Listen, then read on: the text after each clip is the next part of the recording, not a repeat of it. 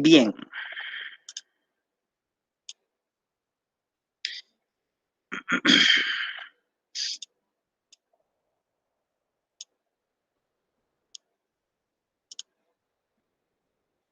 Bien, entonces continuemos con nuestra sesión, ¿no? Hoy nos toca abordar la historia, la filosofía en el Perú. Esta periodificación fue elaborada por Augusto Salazar Bondy, que como ustedes recuerdan, es el autor que sostiene, peruano, ¿no? Que sostiene que no hubo una filosofía prehispánica. Por lo tanto, su periodificación del pensamiento filosófico peruano se inicia tras la llegada de los españoles en lo que él denomina periodo escolástico, ¿no? Luego veremos el periodo de la Ilustración, el periodo del Romanticismo, el periodo positivista, el periodo espiritualista, el periodo socialista y finalmente el periodo contemporáneo, del cual Salazar habla muy poco, ¿no? Debido a que es el periodo en el que se inscribe él mismo, ¿no? Y él mismo tiene muy poco que decir por el momento, ya que es una filosofía que todavía se está desarrollando.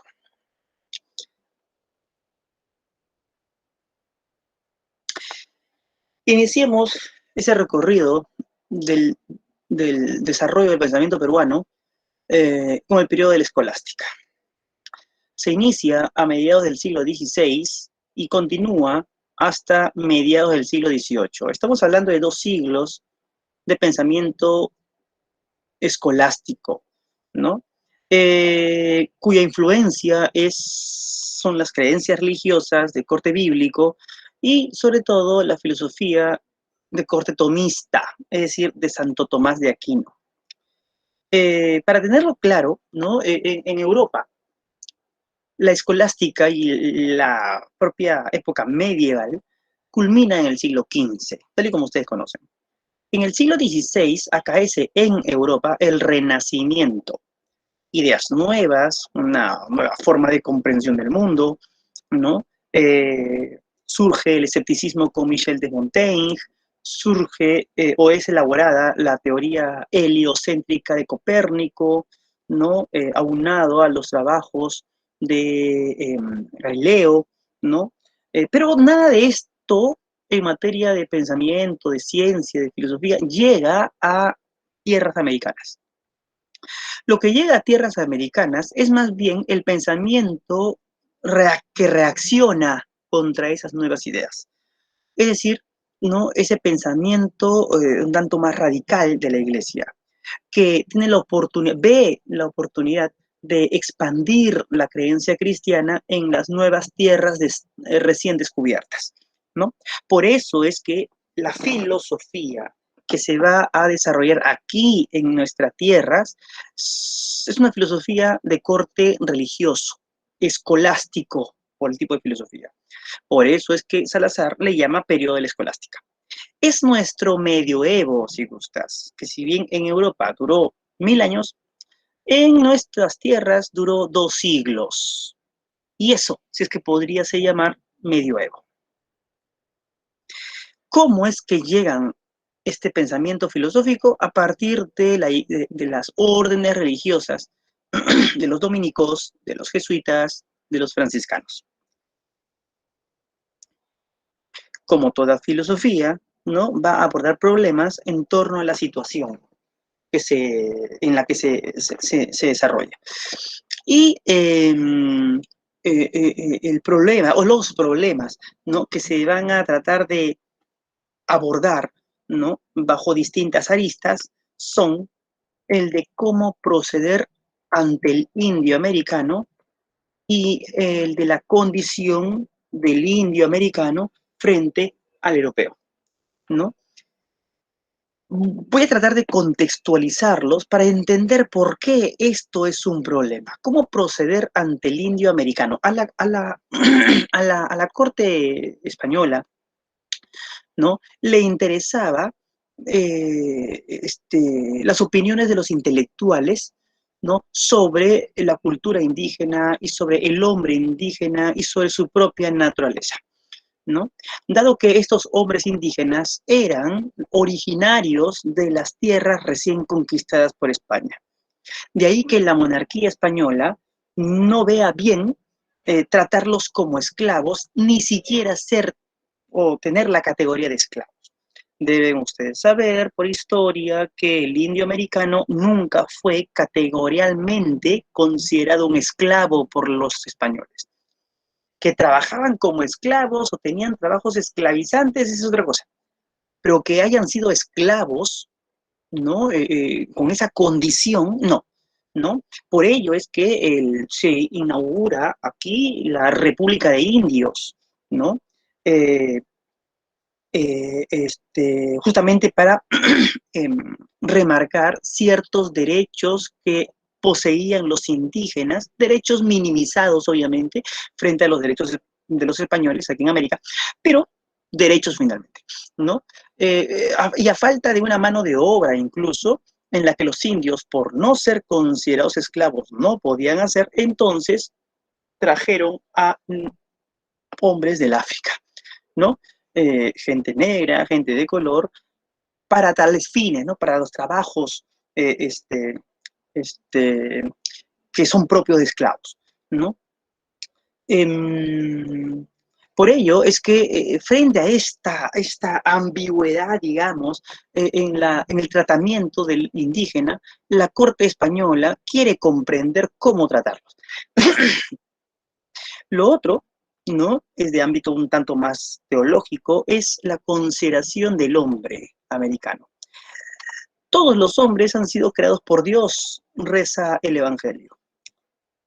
No obstante, estos hombres son muy distintos a los europeos, tienen creencias muy distintas a la de los europeos, costumbres muy distintas y un tanto aberrantes, incluso a ojo del español del siglo XVI, por lo que muchos dudaban, incluso intelectuales, de que estos indios americanos hayan sido creados a imagen y semejanza de Dios.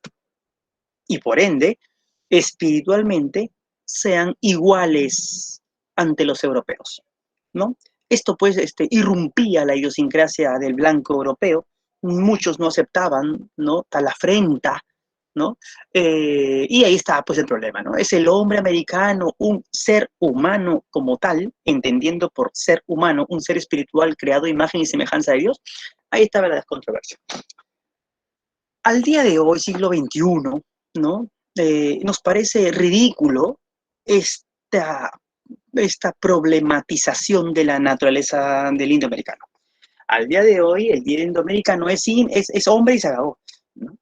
Pero pongámonos en los zapatos momentáneamente, ¿no? De los hombres del siglo XVI, de los europeos del siglo XVI, ¿no?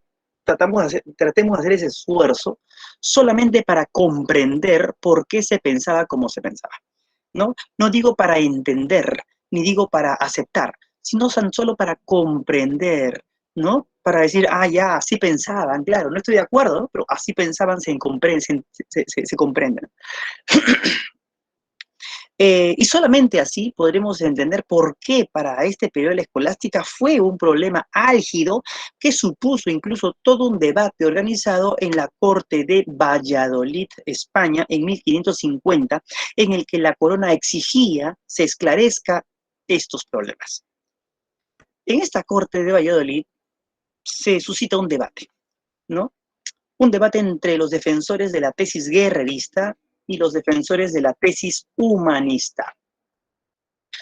Los guerreristas, liderados por Ginés de Sepúlveda, un intelectual, jurisconsulto, ¿no? Eh, abogado, ¿no? Y teólogo de corte aristotélico, quien va a sostener o justificar la conquista que los españoles hicieron contra el pueblo indígena americano, ¿no? El argumento que esgrime es que los indígenas son inferiores a los europeos y por ello la conquista está justificada. Varios argumentos da Ginés de Sepúlveda para defender su postura. Listaré algunos, ¿no? Ginés de Sepúlveda era un aristotélico y el filósofo Aristóteles era un naturalista. Por lo tanto, Ginés de Sepúlveda era también un naturalista. Aristóteles, observando en la naturaleza, vio que en ella los seres más fuertes se sobreponen sobre los seres más débiles, ¿no? Que gana el más fuerte, que se impone el más fuerte. Esto también se da en los hombres. De ahí que hay quienes nacen para mandar y hay quienes nacen para obedecer. Pero también en el hombre se impone la inteligencia y los más inteligentes se imponen a los menos inteligentes. Los hechos, sostenía Ginés de Sepúlveda, demostraban fehacientemente que los españoles vencieron a los indígenas, por lo que se cumple ese derecho natural de imposición del más fuerte. Eso implicaba, a su vez, la suposición de que los españoles eran más inteligentes que los indígenas americanos, ya que incluso la creencia religiosa cristiana se impuso ante las creencias politeístas de los indígenas americanos, ¿no? Otra demostración de la poca inteligencia, según Ginés de Sepúlveda, de los indígenas americanos, es que no saben reconocer la verdad cuando la tienen presente, cuando la tienen ahí al frente suyo. Y recuerden que para la época, la verdad era la verdad cristiana. Entonces, cuando al indígena se le enseñaba el evangelio y se le mostraba el depositario de esa verdad celestial y última y absoluta que era la Biblia, el indígena rechazaba la Biblia y rechazaba la verdad enseñada en la Biblia. Prueba más que suficiente, sostenía Ginés de Sepúlveda, de que los indígenas americanos no son inteligentes, porque la verdad está ahí y no la han sabido reconocer. Otra prueba de la inferioridad, ¿no? Y de lo abominable de la cultura indígena, sostenía Ginés de Sepúlveda, es o son las tradiciones y costumbres de estos pueblos. Daba ejemplos de las representaciones de los dioses que tenían colmillos, que tenían pues forma de animales, ¿no? Una presencia grotesca que emulaba al demonio. Además, muchas de esas costumbres eran de carácter demoníaco o en todo caso propia de la influencia del demonio, como el hecho de que, por ejemplo, los aztecas hacían sacrificios humanos todos los días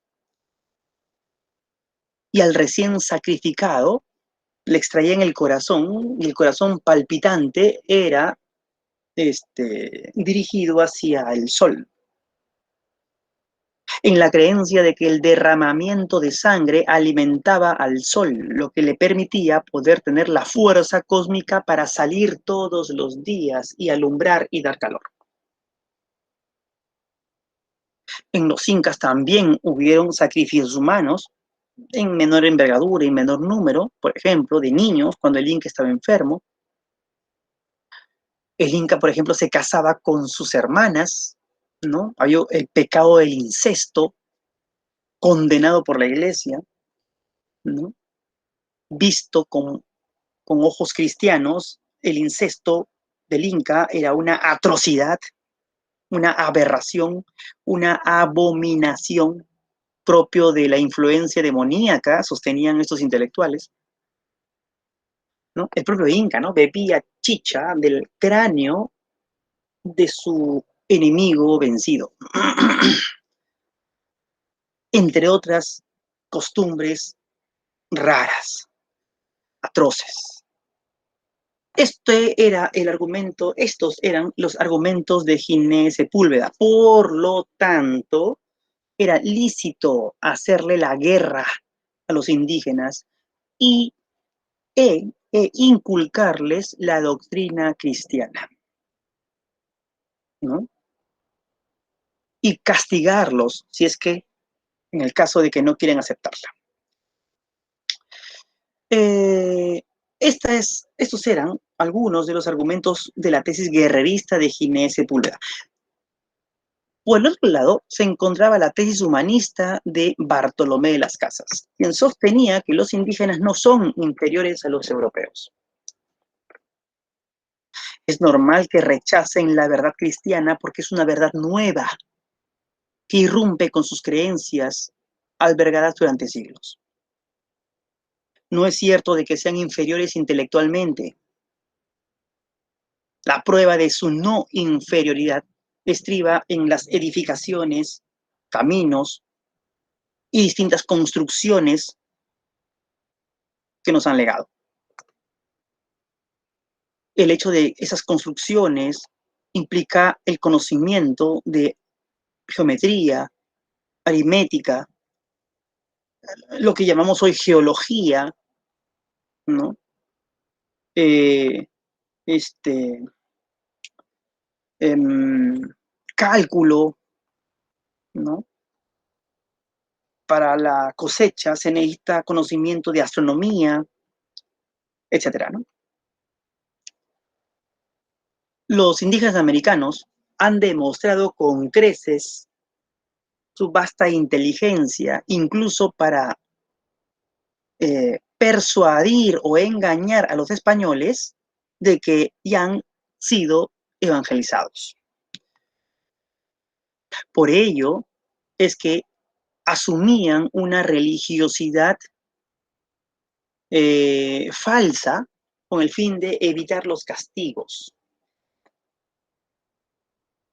asumiendo las deidades o la santidad de la cristiandad, confundiéndolas con sus antiguas creencias. Esta forma de proceder del pueblo indígena, ¿no? De aceptar supuestamente la religiosidad cristiana, ha quedado patentado en ciertas tradiciones religiosas que incluso hoy existen.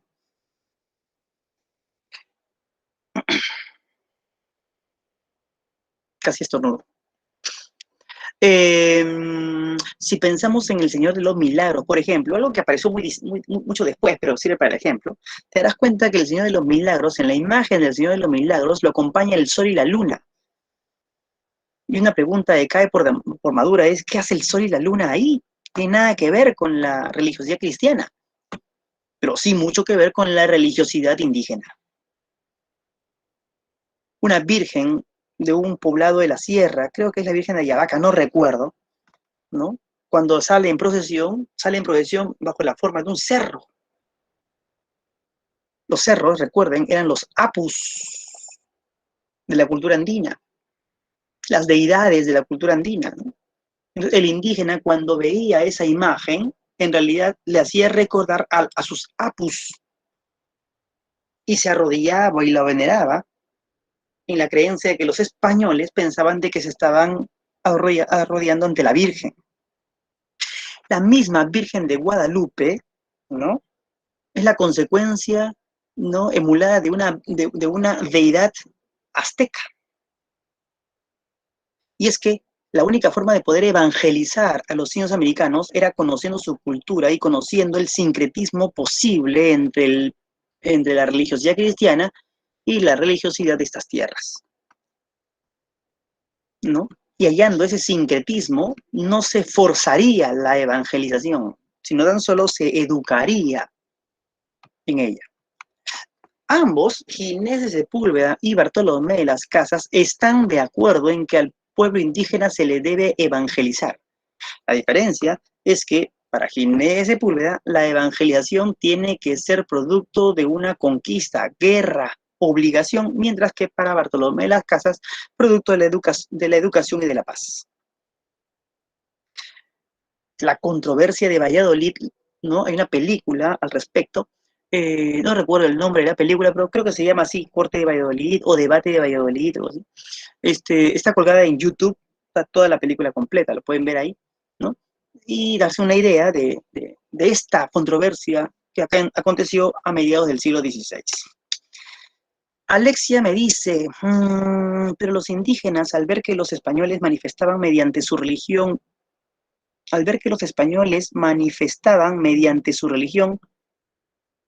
no iba de la mano con lo que evidenciaban por sus actos, ya que hurtaban y saqueaban. Tal vez por eso no creían en el cristianismo algunos, ya que en sí los indígenas son politeístas y no había problema alguno. Entonces, esa sería una razón por la cual no creyeron en el cristianismo. Sí, también es posible, ¿no?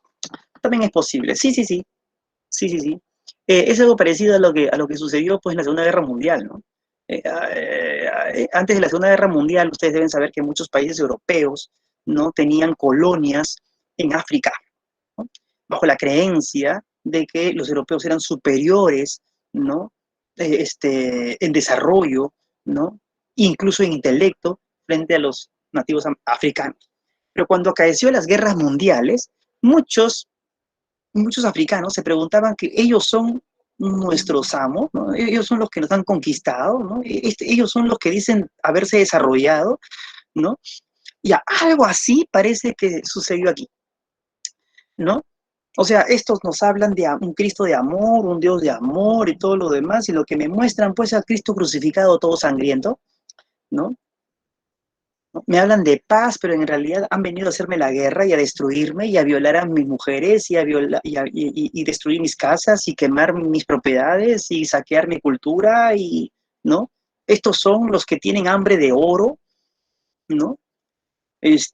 Claro, ¿no? La reflexión de Alexia, sí, efectivamente, ¿no? Es correcta, al parecer, ¿no? Hay una alta posibilidad y parece que sí, ¿no? Que haya sido así, ¿no? Y por eso, pues, frente a esta religiosidad, yo me quedo con los antiguos, ¿no? Con mis antiguos dioses, ¿no? Sí, posiblemente, ¿no? Posiblemente. Sí, es verdad. De ahí el sincretismo necesario para que los indígenas americanos puedan afiliarse, por decirlo de una manera, a la religiosidad católica, ¿no? Por eso nuestra religiosidad, ¿no? Cristiana hoy, siglo XX, XXI, que es consecuencia de lo que aconteció antes, no es una religiosidad cristiana pura. Nuestra religiosidad cristiana es totalmente sincrética, ¿no? Hay muchos elementos de la cultura prehispánica en nuestra religiosidad, porque no podía haber sido otro modo, ¿no? Así es. Alcides dice, ¿viste el video? ¿Qué video? El de, el de, el debate. El de debate. Sí, es muy bueno. Bueno, no es un video, es una película. Dura como 1 hora y media, creo, 2 horas, no recuerdo, ¿no? Pero me parece muy bien, ¿no? Es una película completa, ¿no? Está completa. Bien, bien. Continuamos. Representantes de la escolástica, bueno, aquí tenemos a, ¿no? Ginés Sepúlveda, siempre es bueno conocer a los intelectuales, Bartolomé de las Casas, esos eran españoles, ojo, no eran peruanos, ¿no? Pero conocieron la realidad hispana, prehispánica, perdón, americana, perdón, americana. Periodo de la Ilustración. Se desarrolla en el siglo XVIII y se extiende hasta el primer tercio del siglo XIX. Una fuerte influencia de la Ilustración europea en la que se levantan las ideas en defensa de la igualdad, de la libertad, de la tolerancia, de la república en detrimento de las monarquías, y estas ideas calan en los intelectuales criollos ya existentes en el Perú, ¿no? Generando lo que se conoce como la Ilustración peruana o lo que nos enseñan en el colegio como próceres de la independencia, aquellos que van a introducir ideas sobre cambios políticos y sociales y generarán una crítica al clero cristiano, católico, por ser un ente que quiere persistir en la monarquía española. Las consecuencias son las guerras de independencia, ¿no? El medio de difusión de estas ideas fue el Mercurio peruano y los representantes de esta ilustración, Pedro Peralta Ibarnuevo, Hipólito Unanue, Toribio Rodríguez de Mendoza y José Vaquijano y Carrillo. Intelectuales, ¿no? Generaron ideas a favor de la revolución y una vez que acaece la revolución, aparecerá un nuevo problema. Pero antes de abordar esto, conozcamos pues las imágenes, de nuestros ilustrados peruanos, Pedro Peralta Ibarnuevo, un poco conocido en realidad en nuestro medio, una pena en realidad, pero esto fue un intelectual importante, ¿no? Vivió 100 años antes aproximadamente que los tres últimos, ¿no? Fue astrónomo, meteorólogo, un intelectual de Polendas, y también pues inaugura en cierto modo pensamientos independentistas, emancipadores. Tras la independencia del Perú, acaecida en 1821 y 1824, con la batalla de Junín y Ayacucho, como ustedes mismos conocen, va a suscitarse problemas nuevos, ¿no? Uno de los más importantes es el de la forma de gobierno del Perú recién independiente. Ya somos libres, y ahora, ¿qué hacemos? Ya no dependemos de España, tenemos que crear nuestras propias leyes, tenemos que designar a nuestros propios gobernantes. De aquí en adelante todo lo que le suceda al Perú será culpa del Perú.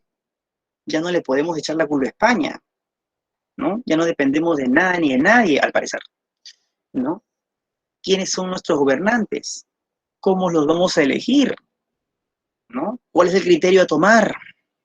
Se genera todo un problema, ¿no? Y si en la elección participarán los indígenas, personas que por 3 siglos se han mantenido en la pobreza y en la incultura. Indígenas, la gran mayoría de ellos, sin saber leer ni escribir, iletrados totalmente, pero que pertenecen a las tierras, a estas tierras, y que tienen ciertos derechos que no se les puede quitar, sobre todo cuando el Perú ya se ha independizado. Frente a este problema aparecen los del ala conservadora y los del ala liberal. El debate acontece sobre todo en el naciente Congreso de la República, cuyo representante máximo del ala conservadora será Bartolomé Herrera, quien defiende lo que se conoce como la soberanía de la inteligencia. Bartolomé Herrera sostendrá que las riendas económicos y políticas del Perú recién independiente no se le puede legar a cualquiera que haya sido elegido por el voto popular. Pues el voto popular no es un voto, no suele ser un voto inteligente. El voto popular suele ser un voto que se deja llevar por las emociones, por las pasiones, ¿no? Por las circunstancias. Las riendas del Perú recién independizado deben ser llevadas por gente proba, intelectuales capacitados para el gobierno, una élite política. Por eso se le conoce como soberanía de la inteligencia. Por el otro lado, tenemos la figura de Benito Lasso, quien sostenía la soberanía del pueblo. Es decir, el pueblo debe elegir sin limitación alguna, todos por igual, ¿no? Es cierto que la gran mayoría pueden ser gente que no tiene mayores conocimientos ni educación y que posiblemente elijan por emoción y pasión y circunstancia. Pero al darse cuenta de que su elección fue errada, en una próxima oportunidad sabrán corregir el error, ¿no? Entonces, paulatinamente, ¿no? Iremos desarrollándonos en una cultura política de saber elegir, ¿no? Bueno, en este caso creo parece que Benito Lasso se equivocó. Bueno, estamos en el siglo XX, XXI, todavía seguimos eligiendo mal. Pero bueno, lo cierto es que esto es el debate que genera el hecho de que el Perú se ha independizado, ¿no? Es un debate de corte político, un pensamiento de corte político. Ahora, ¿por qué se llama periodo del romanticismo? Te preguntarás tú, ¿qué de romántico tiene todo esto? Bueno, en realidad en Europa se estaba gestando el periodo del romanticismo en el arte.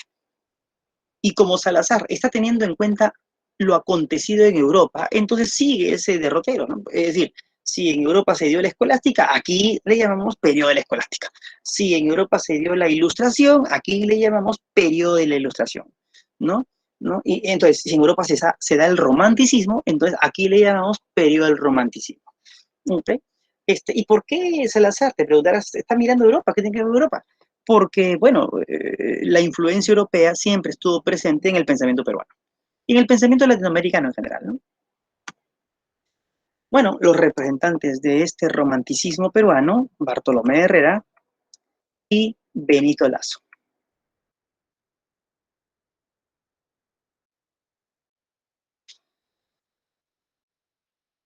Periodo del positivismo siglo XIX, último tercio, y primeros años del siglo XX. ¿Por qué periodo del positivismo? Bueno, recuerden que en el siglo XIX en Europa se está desarrollando y se está teniendo mucha influencia la corriente positivista, inaugurada por Augusto Comte. Pero también, deben ser ustedes, tuvieron muchos positivismos. Uno de ellos fue el de Herbert Spencer, el positivismo evolucionista de Spencer, quien sostenía que así como nos ha enseñado Darwin, que en el mundo natural las especies se desarrollan y evolucionan en virtud de su adaptabilidad a las circunstancias. Lo mismo, en el ámbito social, las sociedades, decía Herbert Spencer, evolucionan y se desarrollan en virtud de su adaptabilidad a las circunstancias. ¿Y cuáles eran las circunstancias que se estaban gestando en el siglo XIX? El desarrollo pleno de la ciencia. Por lo tanto, las sociedades que abracen la ciencia tendrán una mayor posibilidad de desarrollo, de evolución, de progreso. En 1879, aquí en el Perú acaece la guerra con Chile. Por lo tanto, tras la guerra, el Perú queda devastado, totalmente devastado. Moralmente, políticamente, económicamente, materialmente, geográficamente, devastado. ¿Qué hacer ante este desastre? Surgen voces positivistas influenciados por Spencer que van a sostener que la única manera de poder levantarnos de este desastre es siguiendo el camino de la ciencia. ¿Ok? La ciencia de la tecnología. Una enseñanza científica, ¿no? Un progreso científico, una política científica. ¿Ok? Dejando de lado, ¿no? Dejando de lado posturas clericales que tanto daño, se pensaba, habían hecho al país, ¿no? Esas posturas metafísicas que no hablan de este mundo, sino de un trasmundo, ¿no? Los representantes más importantes de este positivismo peruano son Javier Prado Ugarteche y Manuel González Prada.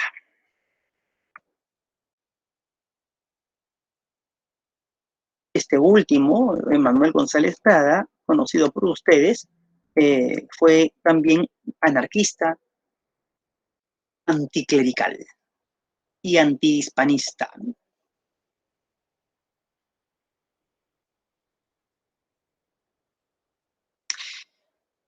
Periodo del espiritualismo. Acaece en el primer tercio del siglo XX y tiene una fuerte influencia del espiritualismo francés de Henri Bergson. ¿Qué es el espiritualismo en Europa? Es una reacción contra el positivismo, ¿no? Para el espiritualismo, el hombre es un ser espiritual, trasciende su mero cuerpo material, tiene conciencia de sí, capacidad creativa, inteligencia, libertad, ¿no? Reflexión. Y todo esto no es cuantificable. Todo esto no puede ser entonces reductible a la investigación y observación científicas. He ahí la reacción del espiritualismo contra el positivismo, quien suponía que todo se puede reducir a la investigación científica. El espiritualismo, pues, no tiene, el concepto de espíritu no tiene nada que ver con un concepto religioso, si bien puede interpretarse también por ese lado, ¿no? ¿no? El espiritualismo o el espíritu aquí se contrapone al cuerpo o a la materia.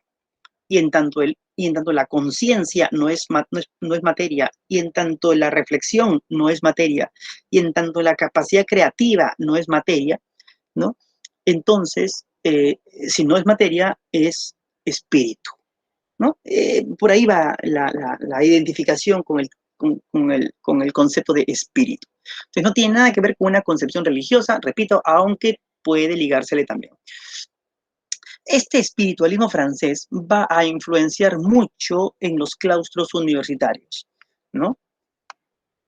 Por eso, los filósofos más importantes de este espiritualismo, ¿no? Fueron filósofos profesionales, ¿no? ¿Por qué digo filósofos profesionales? Porque anteriormente se habla de autores, pensadores, intelectuales, académicos, profesionales, ¿no? De distinto tipo, pero que no necesariamente han estudiado filosofía como carrera, como profesión. Con el espiritualismo aparecen, ¿no? Los pensadores, los filósofos profesionales, ¿no? Que también se dedican a otros asuntos, claro está, pero que ya se puede decir pues que la filosofía llega a la academia con fuerza, si bien ya como carrera existía, pero de corte teológico. Alejandro de Bustua es considerado el padre del espiritualismo peruano. Sus posteriores discípulos, Mariano Iberico, Honorio Delgado, Pedro Zulen, importantes autores también del espiritualismo peruano.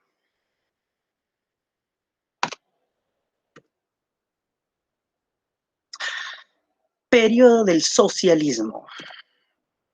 Acaece aproximadamente entre los años 20 y 40 del siglo XX. Si ustedes recuerdan la historia, son las épocas de las guerras mundiales, ¿no? Guerras mundiales que tras su culminación eh, permite la presencia de dos grandes bloques, el bloque capitalista liderado por Estados Unidos y el bloque socialista liderado por la Unión de Repúblicas Socialistas Soviéticas, ¿no? El Perú, por su geografía, cerca a Estados Unidos, ¿no? Empieza a paulatinamente tener influencia de este capitalismo imperialista estadounidense, ¿no? Frente a esta injerencia estadounidense aparecen movimientos de corte socialista, ¿no? De corte marxista, contra este imperialismo estadounidense. Los representantes que van a liderar estos movimientos y que van a fundar partidos políticos son José Carlos Mariátegui y Víctor Raúl Haya de la Torre. José Carlos Mariátegui va a fundar el Partido Socialista del Perú en 1928, el mismo que cambiará luego de nombre a Partido Comunista del Perú. Partido Comunista que hasta ahora existe. Ojo. Mariátegui, ¿no? Es reconocido como uno de los más importantes marxistas latinoamericanos, siendo el más importante, en nuestra región, ¿no? Él intenta aplicar el marxismo, el materialismo histórico a la realidad del Perú, ¿no? ¿Y por qué eso de aplicar, intentar aplicar? ¿No? Porque en el Perú en esta época todavía es de corte feudal. Aquí no tenemos fábricas. Aquí no hay fábricas, ¿no? Aquí tenemos campesinos, tierras, ¿no? El gran número de peruanos todavía se asienta en el campo, ¿no? Y aún así empiezan a llegar ciertas fábricas, digamos, ¿no? A partir de estos tentáculos capitalistas, ¿no? De estadounidenses. Entonces, contra esos tentáculos de corte imperialista, Mariátegui reacciona, sosteniendo que nuestros proletarios, si bien no pueden ser los trabajadores de las fábricas, sí pueden ser el campesinado y el indígena, el auténtico proletario que iniciará y liderará la revolución anticapitalista. Víctor Raúl Haya de la Torre funda el APRA en México en 1914. ¿Por qué en México? Porque estaba exiliado, ¿no? Está exiliado. APRA son las siglas de Alianza Popular Revolucionaria Americana, es una alianza entre todos los pueblos iberoamericanos, con Iberoamérica se está contando Brasil, ¿no? Con el fin de contrarrestar la presencia y la influencia del imperialismo estadounidense, pero también del imperialismo soviético. Pues el APRA, si bien en sus inicios es un partido de corte socialista, ¿no? Su socialismo no es un socialismo ruso o soviético, sino es un socialismo francés. El socialismo de Mariátegui es un socialismo soviético, el socialismo de Haya es un socialismo francés. De ahí la enorme influencia que la política francesa tuvo en los primeros inicios de fundación del APRA, ¿no? Y de ahí incluso se entiende, ¿no? ¿Por qué? No sé si lo saben, que el himno del APRA, incluso vigente en cierto modo hasta el día de hoy, tiene la música, más no la letra, pero sí la música del himno nacional de Francia. Eh, Cuando Haya de la Torre puede ya venir al Perú, y lo hace en 1930, funda el Partido Aprista Peruano, que es una ala del APRA, ¿no? Así como otros partidos apristas o de corte aprista fueron fundados en otros países, como Costa Rica, si mal no me equivoco, en México también hubo un partido aprista o un partido de corte aprista, en Venezuela también lo hubo y en otros países más, ¿no? Al día de hoy, el único país que mantiene un partido de corte aprista es el partido del Perú, el partido aprista peruano. Los demás han desaparecido o están disminuidos políticamente, ¿no? No lo sé, ¿no? Tienen otros nombres incluso. Bueno, ¿cuál es la ideología del APRA? ¿No? Sostuvo que en nuestros países el imperialismo es la primera fase del capitalismo, mientras que en los países europeos es al revés, ¿no? En otros países es el imperialismo la última fase, ¿no? Frente a ello, significa que nosotros nos enfrentaríamos a un imperialismo más abrupto. Ante ello, llama a las clases medias empobrecidas, aunadas a los campesinos e indígenas, pero sobre todo a las clases medias empobrecidas, a unirse a la revolución y concientizarse frente a ella.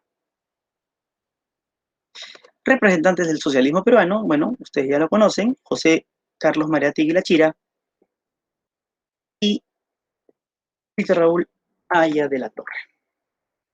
José Carlos Mariátegui es una pena, murió muy tempranamente, a la edad de 36 años aproximadamente, muy joven, ¿no?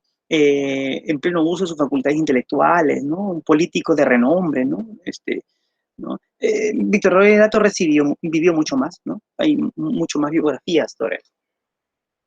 Sin embargo, no se puede negar la influencia de ambos autores en la política peruana, ¿no? Y finalmente el periodo contemporáneo, el último de los periodos de la filosofía en el Perú, ¿no? Que surge desde la década de los 50 hasta la actualidad. Es un periodo, ¿no? Que debido al auge de las comunicaciones, ¿no? Y a la viabilidad del de poder conocer otras tendencias filosóficas, aparecen pues muchas influencias como la fenomenología, el existencialismo, la filosofía analítica, la hermenéutica, el neopositivismo, ¿no? Entre otros, ¿no? Entre otros, ¿no? Los representantes de este periodo, bueno, también son muchísimos, ¿no? Unos han muerto recientemente, otros años previos ya, otros, algunos todavía siguen vivos, ¿no? No se sabe, pues no podemos decir quién será el representante final de este periodo, ¿no? Esos tres, esos dos, ¿no? Que finalmente serán los que personificarán a este último periodo, eso ya lo dirá la historia más adelante, ¿no? Tenemos pues aquí a Luis Felipe Alarco, murió en el 2005, o no, perdón, Alberto Wagner de Reina, murió en el 2006. Tenemos también a José Russo Delgado, que murió en 1997. Tenemos a Francisco Milo Quesada Cantuarias, que muere en 2019. Leopoldo Chiapo, que muere en 2010. Víctor Lee Carrillo, que muere en 1988. Juan Abugataz, que muere en el 2005. Miguel Yusti muere perdón, él sigue vivo, él nace en 1952, ¿no? Y, bueno, Luis Piscoya, que también sigue vivo, ¿no? Todavía sigue vivo. Entre otros muchos más, por cierto, ¿no? Comprenderás que no vamos a poner a todos, ¿no? Digamos que ponemos a los más renombrados. Bien, bien. Entonces, aquí nos quedamos, aquí nos detenemos. ¿Alguna pregunta, algún comentario, algo que no se haya comprendido, ¿no? ¿Todo claro, todo bien? Melanie Mireya Flores Rodríguez me dice, había una pregunta que decía que un hombre era maestro y era amable con sus alumnos y que enseñaba correctamente y que pagaba todos sus impuestos. Eso sería, según Hegel, ¿qué espíritu? Ah, ya, el espíritu objetivo. Si mal no me equivoco, sí, el espíritu objetivo. Recuerda que empezamos hablando del examen, ¿no? Sí, siempre que pregunten algo, traten de contextualizar, porque me puse a pensar dónde está eso, ¿no? En el examen, ¿no? Ya. El examen creo que es, ¿no? ¿Sí? Hegel, estamos retrocediendo a otro tema, pero no importa, sostenía que el espíritu universal, que es la manifestación total de lo que hace o de lo que es el hombre, se divide en tres escalones, ¿no? O partes, o secuencias, o periodos, ¿no? El espíritu subjetivo, el espíritu objetivo y el espíritu absoluto. El espíritu subjetivo es lo que le atañe al sujeto individual, lo que atañe a su vida íntima y personal. El espíritu objetivo es lo que atañe a la relación que hay entre los seres humanos y con la sociedad. Entonces dice, ¿no? Ese profesor, ¿no? Es maestro, tiene alumnos, es amable con los alumnos, le enseña, ¿no? Paga sus impuestos. Entonces, obviamente está hablando del espíritu objetivo. Bien, bien. Entonces, aquí nos quedamos. ¿Algún otro comentario, pregunta? ¿Todo claro? Cero comentarios. Listo, Daniel. Bien. Entonces, detengo la grabación.